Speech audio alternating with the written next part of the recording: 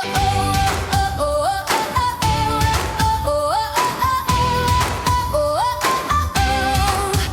saja Pak De Bude, untuk spare part kita juga ready ya, karena untuk spare part kita buatan sendiri, jadi bukan buatan luar negeri, apalagi mesinnya tentu saja lebih aman untuk perihal masalah spare part.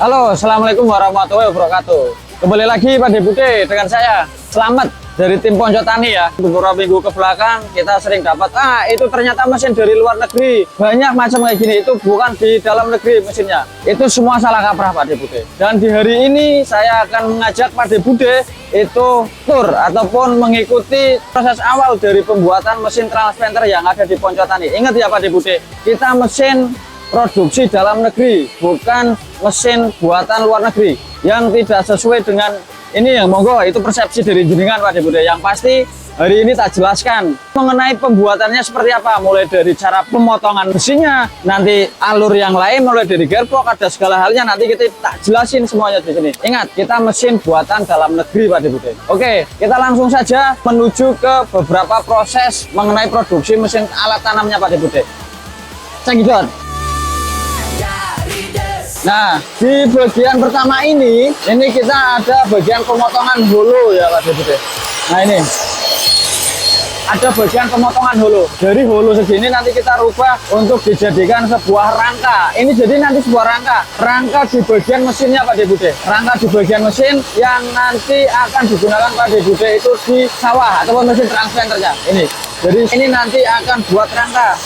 Terus dari rangka ini kita proses ke pembuatan gear. Nah, pembuatan gear di sini juga ada Pak De Bude. Ada bahan-bahannya lagi. Nah, ini dari pembuatan gear. Nah, ini juga ada pembuatan gear ya. Ini pembuatan gear. Ini gear ini ada di bagian depan, di bawah mesin Hondanya itu ada gear. Terus di bagian belakangnya juga ada gear. Jadi tenang saja Pak De Bude, untuk spare part kita juga ready ya. Karena untuk spare part kita buatan sendiri, jadi bukan buatan luar negeri, apalagi mesinnya tentu saja lebih aman untuk perihal masalah spare part. Ini bahan kita dari baja lempengan kita jadikan sebuah gear. Nah ini Pak De Bude. Terus ada lagi di bagian, nah ini ada mesin bubut. Ini nanti juga yang ngulir mengenai part-part kecil ataupun komponen-komponen kecil yang ada di gearboxnya sendiri Pak De Bude.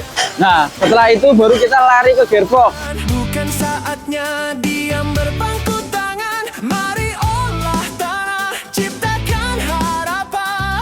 Jangan ragu langkahmu, jangan bimbang hatimu, ada Ponco. Kita ada 3 orang ini khusus buat untuk pembuatan gearbox yang besar. Ini gearbox itu ada 2, gearbox yang besar sama yang kecil. Nah ini mas-mas ini ada 3 orang ini yang merakit mulai dari gearboxnya. Mulai di dalam gearbox itu ada komponen apa saja, terus ada beberapa gear juga di sini. Nah ini mas-masnya ini yang merakit ataupun yang tinggal membuat. Jadi semua bahan itu kita buat dulu, habis itu kita rakit. Untuk pembuatannya kita ada di line sebelah sana. Habis line sebelah sana kita alirkan ke line yang sebelah sini untuk perakitan.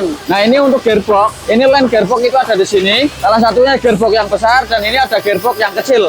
Nah ini gearbox yang kecil ini ada di bawah mesin Hondanya Pak De Bude. Ada di bawah mesin Hondanya, ini yang kecil. Nah begitupun juga ini dengan ada gear juga. Jadi semua part yang ada di sini itu kita buatan sendiri. Seperti itu, mulai dari jumlah giginya, mulai dari uliran dalamnya ini kita juga produksi sendiri ya Pak De Bude. Itu kita ada line-line-nya sendiri. Ini yang di bagian gearbox kecil itu ada 2 orang. Dalam waktu 1 hari 2 orang ini bisa menyelesaikan di 15 pembuatan gearbox Pak De Bude. Terus kita langsung lari ke grease couple ataupun penyambung antara gearbox depan sama gearbox kecil.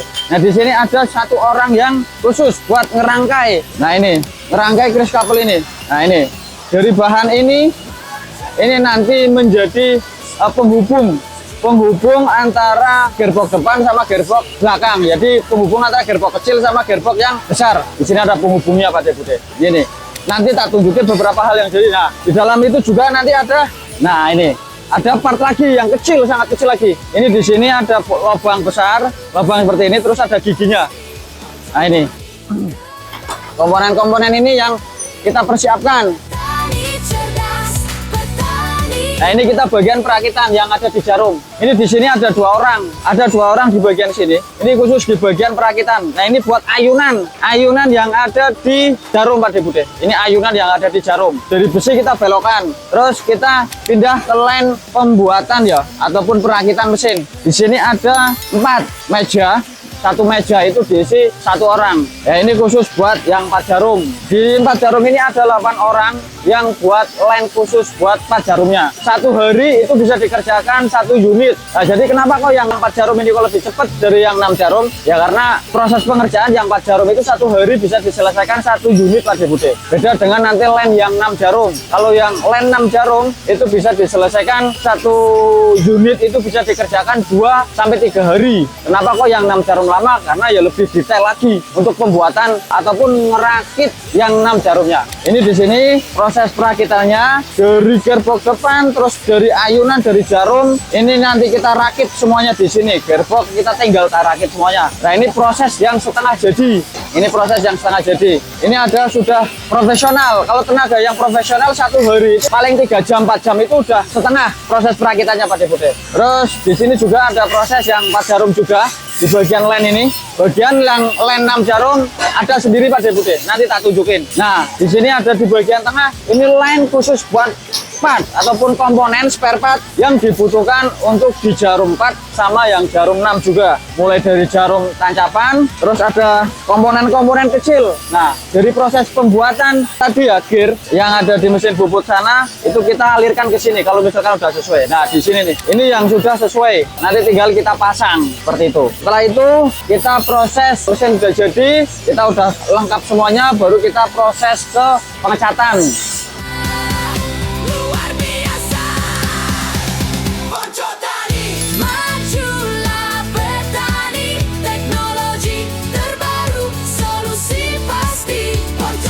Ini ada beberapa rangka yang kita siap rakit. Ini total ada di kurang lebih 200 rangka yang siap kita rakit untuk yang 4 baris dan 100 rangka yang untuk 6 baris Pak De Bude. Ini kita jadiin satu, jadi dari batangan hulu ini kita jadikan sebuah rangka seperti itu. Nah, di sini ada beberapa mesin yang sudah jadi, kita tinggal pengecatan. Nah, di sini ngecat aja ngantri Pak De Bude, apalagi PO. Pengecatan di sini itu dilakukan tiap hari. Ini juga ngantri ada 1, 2, 3, 4, 5, 6, 7, 8, 9, 10. 10 unit yang kita dalam 1 hari ini kita lagi proses pengecatan. Kemungkinan nanti malam kita udah selesai semuanya. Nah, ini ada proses pengecatan di sini. Sebelum kita kirim ataupun sebelum kita melakukan sebuah QC. Nah, ini kita cat semuanya, mulai dari rangka semuanya kita cat silver. Nanti ada bagian-bagian tertentu yang kita cat hijau seperti yang ada di sana, itu juga dicat juga. Semua roda, semua komponen kita cat semuanya. Setelah kita cat, baru kita lari ataupun kita proses ke QC. Jadi Pak De Bude itu nggak usah ragu ya, kita ada 3 tahapan QC. 3 tahapan QC. Satu QC yang ada di pabrik, salah satunya ini lagi dicek mengenai semua komponen apakah sudah sesuai atau belum, udah lengkap atau belum. Mulai dari gas, mulai dari baut, mur itu udah sesuai atau belum. Jika sudah, nanti tinggal kita masukin box. Nah, ini ada beberapa box yang sudah jadi, kita tinggal kirim ke Poncok Tani. Jadi kita ada proses 3 QC. Satu dari pabrik, yang 2 nanti kita ada QC lagi di Poncok Tani Pak De Bude. Satu lagi buat kita ngecek untuk apakah udah sesuai atau belum. Mulai dari mur, baut, ataupun mesin itu udah sesuai atau belum, kita cek lagi sesuai. Nah, satu lagi ada QC yang paling menentukan, yaitu QC di lahan. Jadi Pak De Bude itu tenang saja ya, kita ada 3 tahap QC. QC di pabrik, QC di Poncok Tani sendiri, terus QC di lahan. Nah, QC di lahan ini kita dilakukan di Poncok Tani. Kenapa Mas kok nggak dilakukan QC tes lahannya itu di pabrik? Nggak bisa Pak De Bude, karena Pak De Bude sudah tahu ya, tim dari Poncok Tani sendiri udah banyak yang berdatangan. Kalau misalkan kita bawa ke sini nanti malah tambah ribet, malah mengganggu nanti tim produksi sendiri kalau misalkan mau proses QC di pabrik seperti itu Pak De Bude. Nah, pas waktu proses QC di lahan di Poncok Tani, tolong Pak De Bude lebih detail lagi, mulai dari berat, mulai dari komponen mana saja yang bekerja, terus komponen mana yang nggak bekerja, seperti itu. Kalau misalkan ada beberapa komponen yang nggak bisa bekerja, ya berarti kita kirimkan lagi ke pabrik. Seperti itu Pak Deput. Berikut penjelasan dari saya Pak Deput ya. Kalau ada pertanyaan bisa tulis di kolom komentar. Terus jangan lupa subscribe YouTube dari Ponco Tani. Jangan lupa share, komen, dan like untuk YouTube dari tim Ponco Tani. Demikian dari saya. Selamat selaku tim dari Ponco Tani. Assalamualaikum warahmatullahi wabarakatuh. Salam satu lumpur.